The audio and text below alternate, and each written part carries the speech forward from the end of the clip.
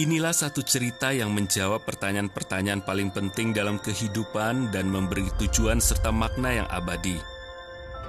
Inilah kisah yang menginspirasi semua kisah lainnya. Ini kisah nyata yang mendefinisikan setiap kita. Inilah kisah itu. Bagaimana semua dimulai? Seperti semua kisah, ini awalnya dimulai dengan Sang Pencipta, yaitu Allah. Ia berfirman dan segala sesuatu menjadi ada. Dengan firman, galaksi muncul dengan bintang-bintang dan planet-planet. Bumi dirancang bagi kehidupan untuk berkembang. Semua yang Allah buat sangat baik dan selalu sempurna. Puncak ciptaan Allah adalah laki-laki pertama dan perempuan, Adam dan Hawa. Allah percayakan semua yang Ia ciptakan kepada anak-anak yang dikasihinya dengan satu aturan. Mereka tidak boleh makan buah dari satu pohon yang telah ditentukan. Mereka hidup dalam ketaatan yang penuh kasih, menyembah Allah sebagai Bapa Surgawi mereka, dan menikmati harmoni yang sempurna dengan ciptaan, satu sama lain dan dengan Allah. Memperhatikan dunia kita saat ini, jelas damai yang abadi tidak ada. Kekacauan, perang, penyakit, masalah, kita masing-masing punya andil dalamnya. Apa yang salah? Dimulai saat seorang malaikat jatuh bernama Setan, iri hati pada Allah dan bertekad untuk menghancurkan ciptaan yang sempurna. Setan dalam rupa seekor ular menggoda Adam dan Hawa agar meragukan kebaikan Allah dan memberontak pada perintahnya. Dalam ketidaktaatan mereka makan buah itu, dan damai pun hilang, yang membawa kepada dosa dan kematian yang masih melanda kita saat ini. Jika mau jujur, kita sama dengan Adam dan Hawa. Kita semua memberontak pada Bapa Surgawi, membuat hati kita menjadi takut, bersalah, dan malu. Tubuh kita lelah dengan kesakitan, penyakit, dan kematian. Bumi menderita dengan badai, bencana, dan malapetaka. Lebih buruk lagi, dosa telah memisahkan kita dari Allah, menyebabkan pemisahan yang kekal, pemisahan yang menyedihkan yang disebut neraka. Kejatuhan ke dalam dosa telah menjadi bencana. Itu tidak terhindarkan. Tidak ada cara untuk memperbaikinya. Membuat kita semua bertanya-tanya, apakah ada harapan? Kasih yang mendorong Allah untuk menciptakan kita juga mendorongnya untuk mengutus seorang juru selamat yang akan memperbaiki kembali segala sesuatu. Setelah berabad-abad, Allah menyatakan secara rinci tentang kelahiran, kehidupan, dan kematian juru selamat. Semua dalam Alkitab menunjuk ke juru selamat ini. Hampir 2000 tahun yang lalu, Yesus datang ke bumi sebagai Allah anak untuk memenuhi janji itu. Ia lahir secara ajaib karena ibunya seorang perawan. Sama seperti kita, Yesus dibesarkan dan menjalani kehidupan di bumi. Namun tidak seperti kita, Yesus tidak pernah berdosa dan selalu menaati Bapa. Ketika berusia 30-an, Yesus mulai mengajar di seluruh Israel, mengarahkan orang kepada kerajaan Allah dan melakukan banyak mujizat. Beberapa tahun kemudian, Ia dituduh dan dijatuhi hukuman mati yang menyakitkan di kayu salib. Dengan penuh kasih, Ia menyerahkan hidupnya yang sempurna sebagai korban untuk membayar upah dosa manusia. Dia jalani kematian yang sempurna, mengambil tempat kita yang tidak bersalah untuk yang bersalah. Tapi kuburan tidak dapat menahan Yesus. 3 hari kemudian, Allah membangkitkan Yesus. Yesus kalahkan dosa dengan mati di kayu salib dan kalahkan kematian dengan bangkit dari antara orang mati.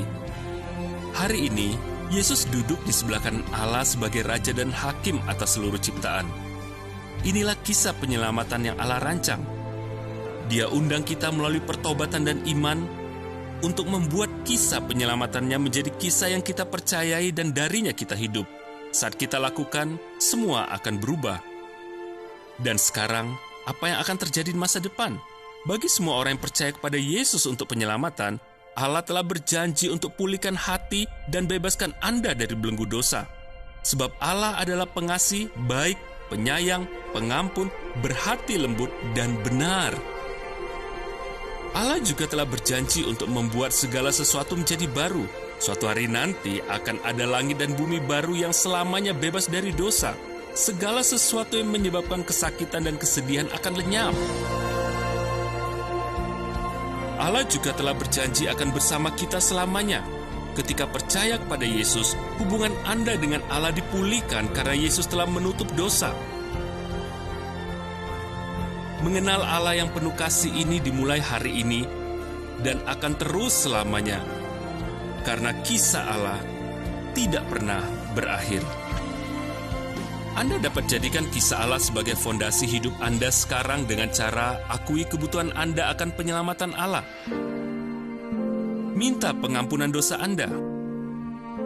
Percaya Yesus Kristus akan menyelamatkan Anda. Ikut Yesus dalam iman mulai saat ini. Inilah kisah Allah. Apa Anda akan jadikan sebagai kisah Anda?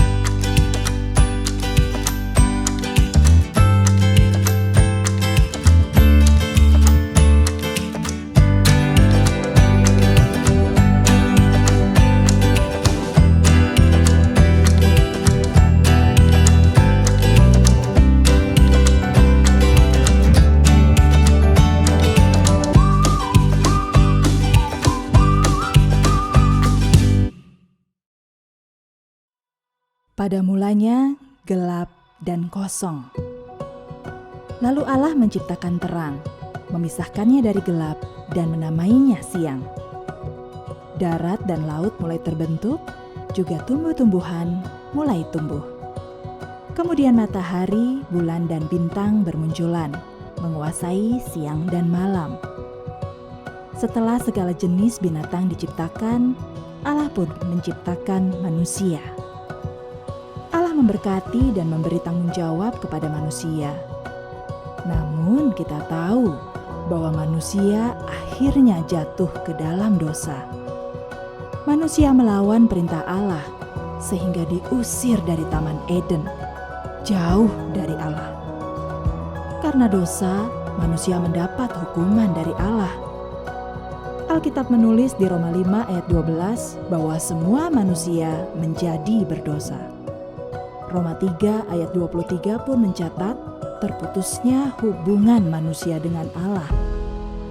Dan yang paling mengerikan ialah kematian kekal selama-lamanya yang tercantum di Roma 6 ayat 23. Meski demikian, Allah tetap mengasihi manusia dan mengetahui bahwa manusia tidak bisa menyelesaikan hukuman Allah tersebut. Itulah sebabnya Allah merancangkan keselamatan bagi manusia dengan cara memberikan anaknya sebagai pengganti dalam memikul hukuman Allah tersebut. Karena tidak mungkin manusia dapat menanggung akibat dosa, karena semua manusia berdosa. Haruslah seseorang yang tidak berdosa yang dapat menjadi penebus umat manusia. Silakan komen atau kirim pesan kalau Anda ingin mengetahui siapa yang menjadi penebus dosa manusia.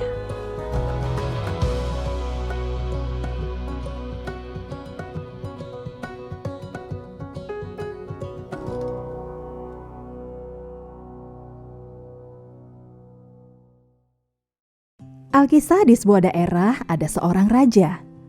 Daerah tersebut damai dan tentram. Rakyatnya hidup aman dan bahagia. Meskipun raja tersebut tidak pernah berkata, "Akulah raja, sembahlah aku." Dan rakyatnya tidak pernah bertemu langsung dengan sang raja, tetapi mereka percaya dan sangat menghormati raja tersebut.